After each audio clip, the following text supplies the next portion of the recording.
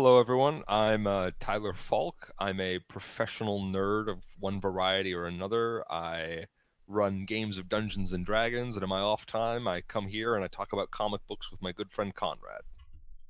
Perfect. And my name's Konrad. I'm your regular host on Wednesday Night Reviews. And of course, I'm sitting down today with my good buddy Tyler to talk about comics, as always, on After Hours number 2. So, Tyler, what did you read? Sure. So this is an old favorite of mine. Ever since I discovered it, oh, like half a decade back or so, I guess. I'm not even sure when it was originally published. Um, but it's a book by the name of Phonogram, specifically the second volume, The Singles Club. I think I read The Singles Club before I read the first volume. And I mean, like I've read all 3 volumes of Phonogram now, and I mean I love them all. But the first volume, Rue Britannia, is dense, and it's a little bit harder to get through. Like I like it, but I definitely don't think it's the most approachable entry point into the series. By contrast, I think that the Singles Club is a really, really brilliant piece of comic book writing. I think that the way it weaves together the stories, to give a brief synopsis, the Singles Club tells, and the title's a pun, Okay. tells the story of 7 people, our 7 main characters, are during one night, over the course of one night, at a uh, at a club night.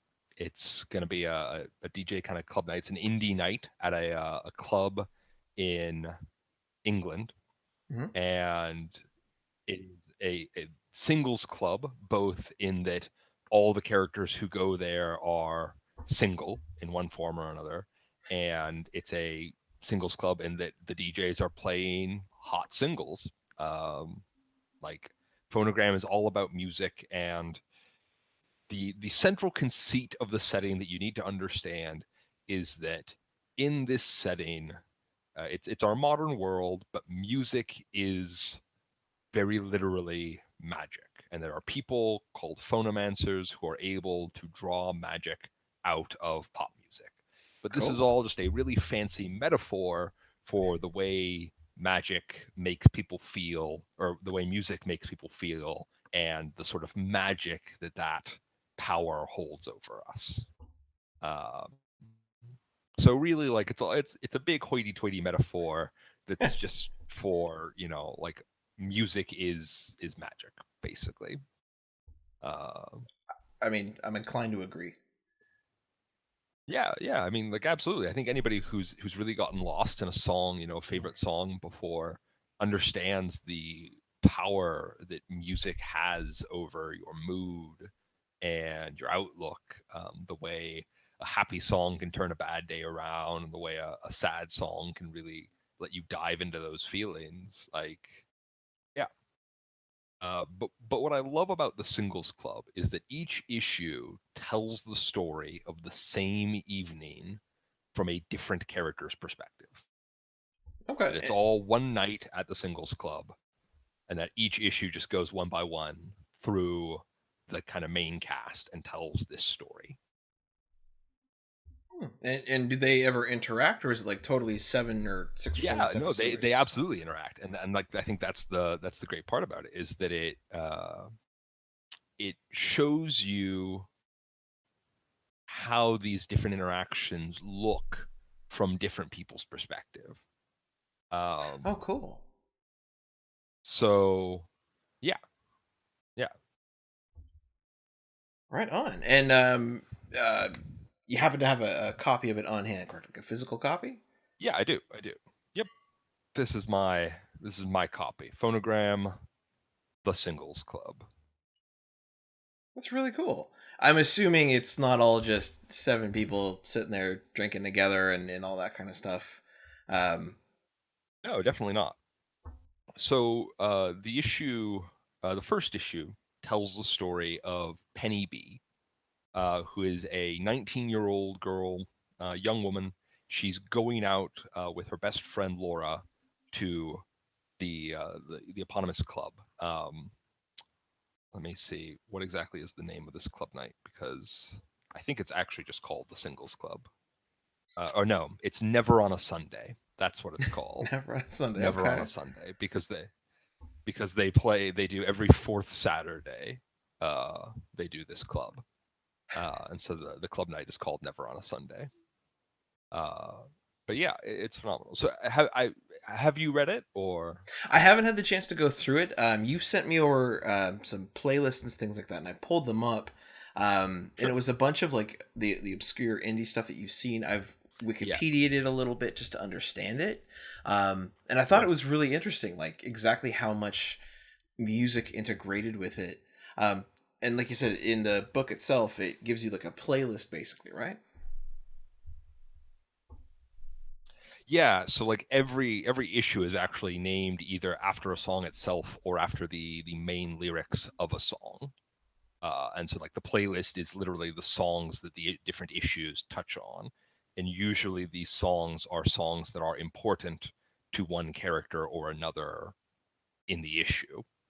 Um, Wow. so like literally in the first issue starts us with Penny B, who is uh, she's a young woman, and as a phonomancer, she draws her magic particularly from dancing. She dances to music, and it's a magical experience. And the comic shows this in a really good way. Like what we see is this very just sort of um, psychedelic kind of worldview as she dances. Yeah, that's pretty cool.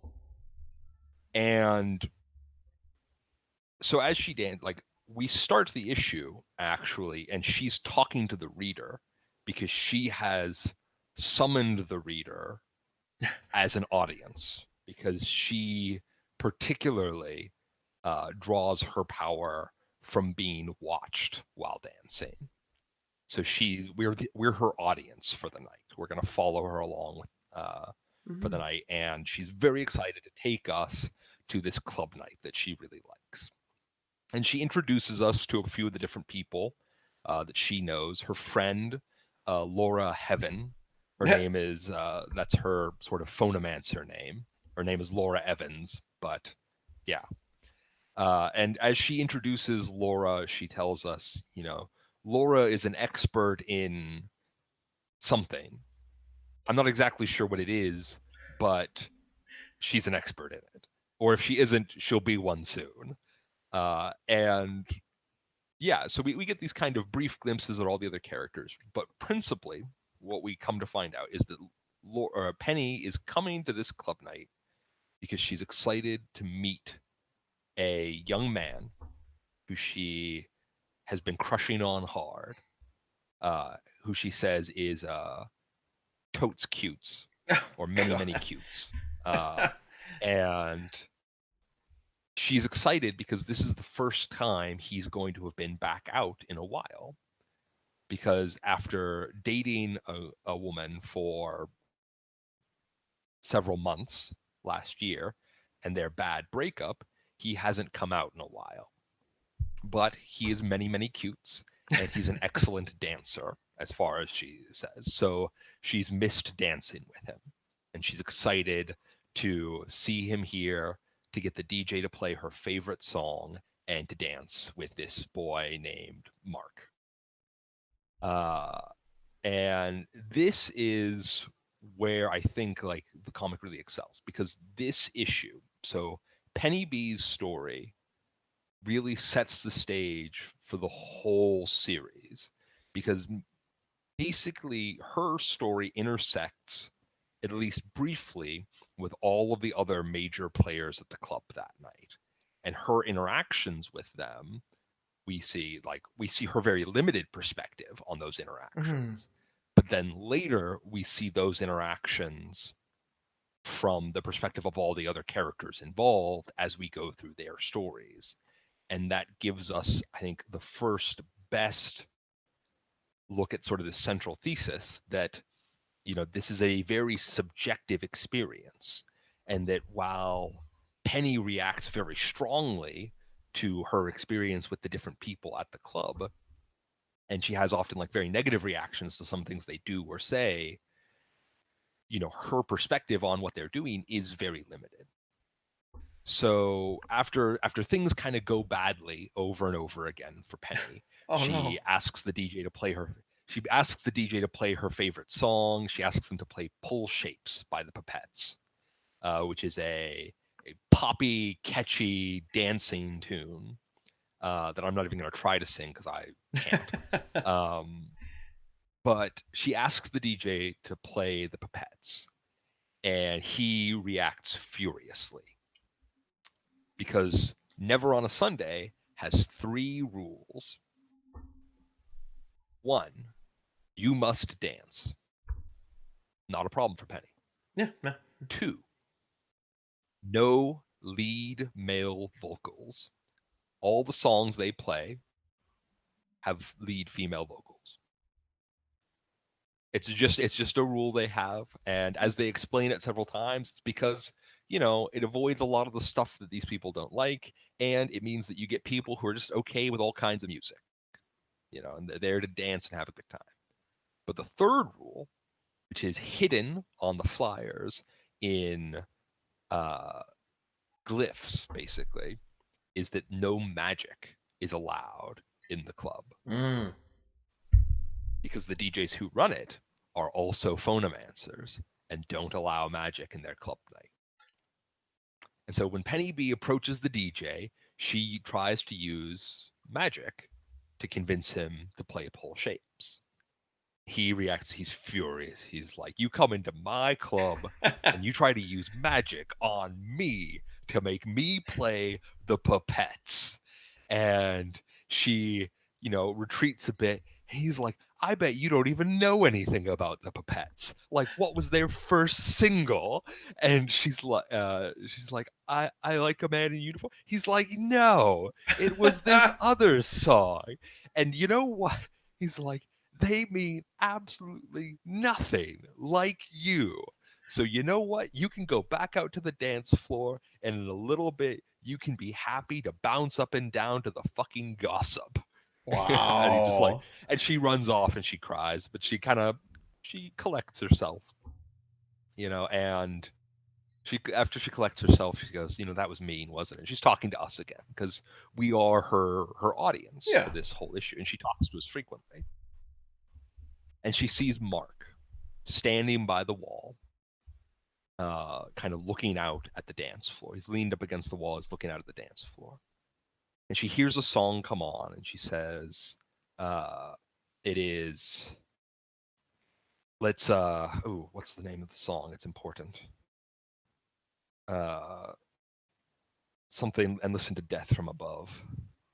What is the name of that song? I sent you. Oh, let's make love and listen to Death from Above. That's what it is. Okay. Let's make love and listen to Death from Above. And it's actually a pretty bouncy pop song. But so she hears it come on and she says, this is as good as anything. And she walks up to Mark, and from behind she says, Mark, do you want to dance? And we only see Mark from behind as he says, yes. And she smiles. And he says, but not with you. Oh. And she's crushed. She's crushed. She runs away. And the rest of the comic, she's like looking for her friend and trying to figure out what's going on. And this other guy stops her and is trying to tell her stuff and telling her she's this just vampire feeding on other people's attention. And then finally she hears Pull Shapes come on. The DJ's playing Pull Shapes. And she says, he yelled at me, but they're playing it anyway. It's my song. And she turns to us and she says, sorry, I've been an idiot. I need to go dance. And I don't think I need you anymore. I'm going to go dance for me. And she goes off to the dance floor, and the issue ends in blinding light as the magic of Penny's dance just lens flares the camera, basically. And so that's our introduction to the Singles Club. Mhm. And without going into every single issue of it, because like that, I Yeah, don't yeah, want to yeah. summarize the comic before, it's like, but what we get in the very second issue, because the second issue is Mark's issue, Mm. where we follow him through the club. We follow him as he's pulled out by his friend Lloyd, he drags him out to the Singles Club because Lloyd and Laura have been collaborating behind the scenes to get Mark and Penny out to the Singles Club, Oh, because okay. Lloyd wants to talk to Penny about something, and Laura wants to get Mark out for Penny, but also for herself. And Mark is going along because he hasn't been out, in ages. And Lloyd says, are you thinking about her? And he says no. And then Lloyd realizes he was thinking about her, and we get one of the best insults of the comic, which is you are the Sherlock Holmes of indie rock. You're the Okay. Sherlock Holmes of indie. But anyway, so he drags Mark out, and from there we see that throughout the entire club night, Mark is actually interacting with the ghost Mm. of his ex. He sees her everywhere. Oh There, he shit. sees her on the dance floor. He sees her talking to him, and he is sort of lost in this mental conversation with her, reliving the beginning of their relationship, because he feels like she's cursed him, that his heart is just broken, that she's done something to him. Mm-hmm.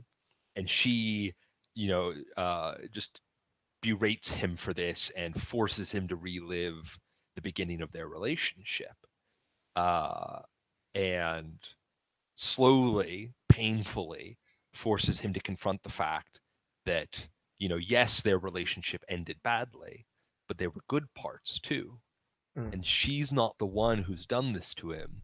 He's the one who's punishing himself. He's the one who's forcing himself to dwell on all the bad parts of his relationship. Hmm. And at the very end of the issue, after going through all of this, after reliving all of this, he's broken down, leaning against the wall, clutching his chest, as he says, "Then why are you making, like, why does this hurt? Why does it hurt like this?" And she tells him again, like, "You're bullshitting yourself. Like, you're the one doing this to yourself." And so as he leans there against the wall, clutching his chest, a tear rolls down his face, and he watches himself dancing with his girlfriend at the beginning of their Oh, okay. relationship out on the dance floor. And it's here that Penny comes up behind him and asks him to dance. She says, "Do you want to dance?" And he says, "Yes." But this time we get the conversation from his side. We see his face. And as he says, "Yes, but not with you," a tear rolls down his cheek as he looks out on the dance floor and watches himself happy dancing with his ex. Woof. And we understand that when he shot down Penny, it wasn't malicious. It wasn't the hurtful thing that we saw it from in her perspective, or Mm-hmm. saw it as from her perspective. That it was a very, he was all wrapped up in himself, and he was breaking down himself. And so all the issues of Phonogram kind of work like this. Each one of them is a look at the events of this night from somebody else's perspective. And as we see more and more perspectives on the night, we learn basically that there are facets to these people and their interactions that we didn't see before. Mm-hmm. And that's what I think is so brilliant about it. That it Definitely. has that layered kind of interwoven story.